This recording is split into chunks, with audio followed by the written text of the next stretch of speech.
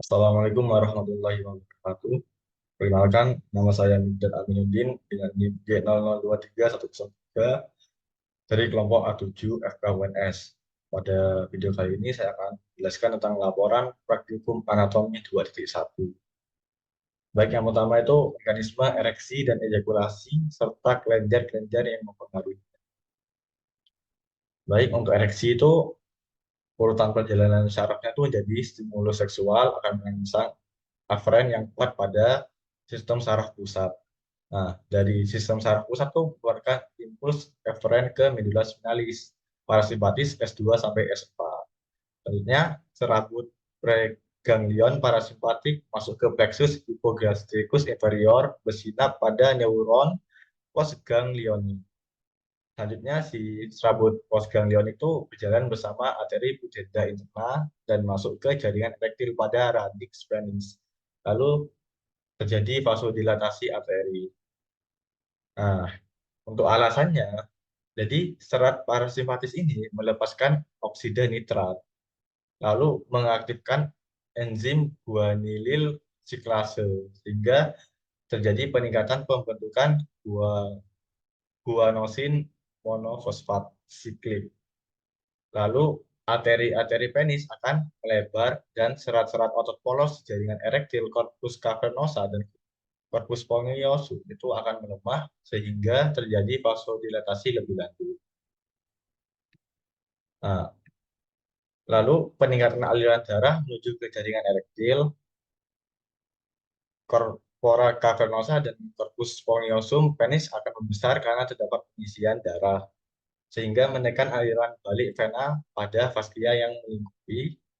Lalu aliran darah keluar dari jaringan erektil dihambat dan tekanan dalam penis dipertahankan tetap tinggi, sehingga penis jadi panjang dan diameter penis akan bertambah kondisi ereksi. Selanjutnya itu ejakulasi itu dibagi menjadi dua, yaitu emisi dan ejakulasi. Untuk emisi sendiri itu rangsangan seks jadi amat kuat sehingga medula spinalis akan melepaskan impuls simpatik yang meningkatkan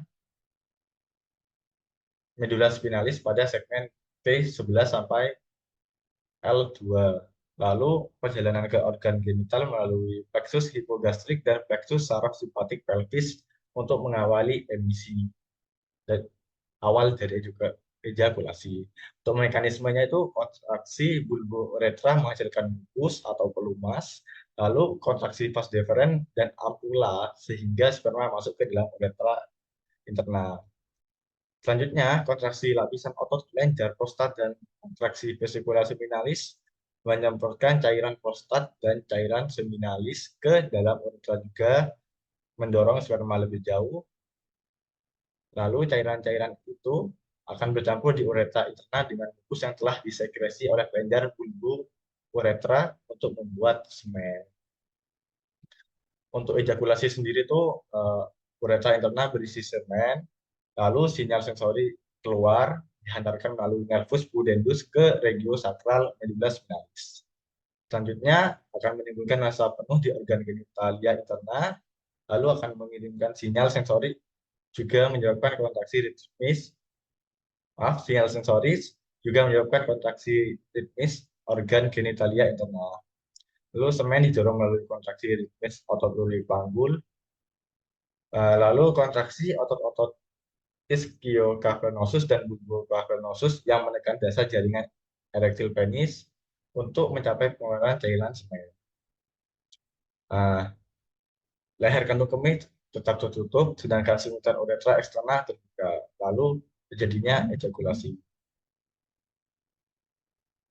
Selanjutnya untuk kelenjar-kelenjarnya pertama itu ada glandula seminalis atau vesicula seminalis. Jadi vesicula seminalis itu adalah pasangan kelenjar yang terletak di bagian belakang kantong kemih.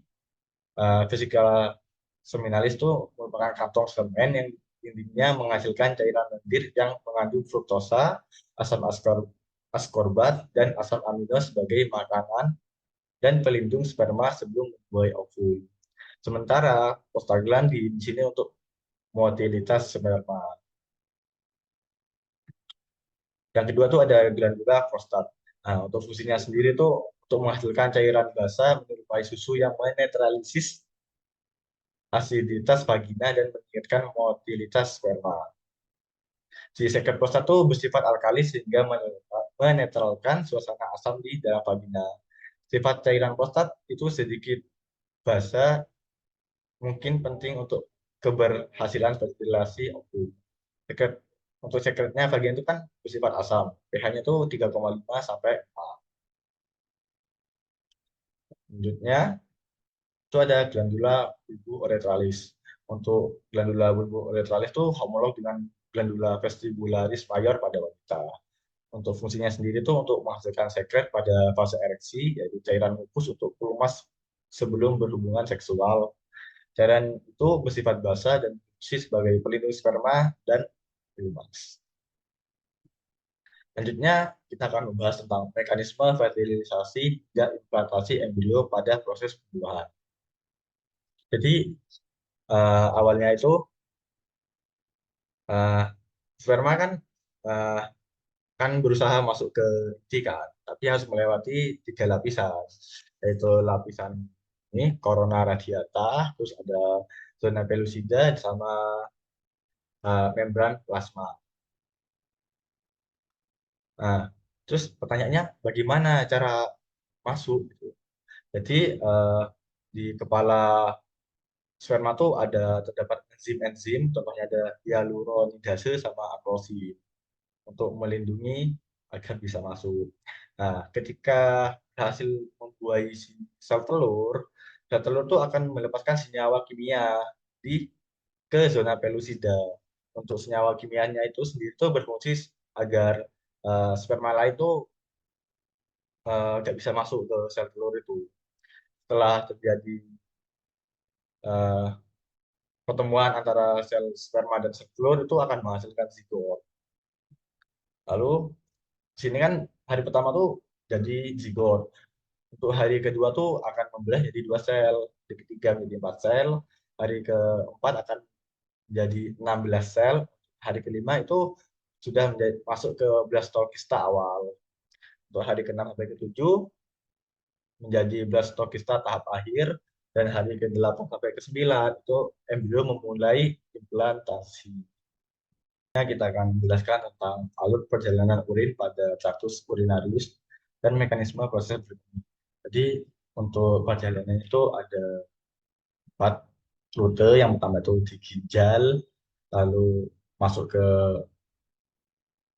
ureter, lalu ke ini, lalu yang terakhir akan ke uretra.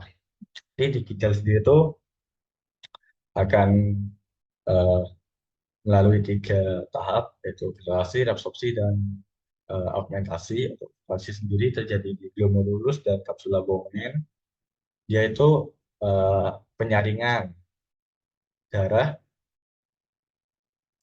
Selanjutnya si filtrasi itu akan menghasilkan urin primer.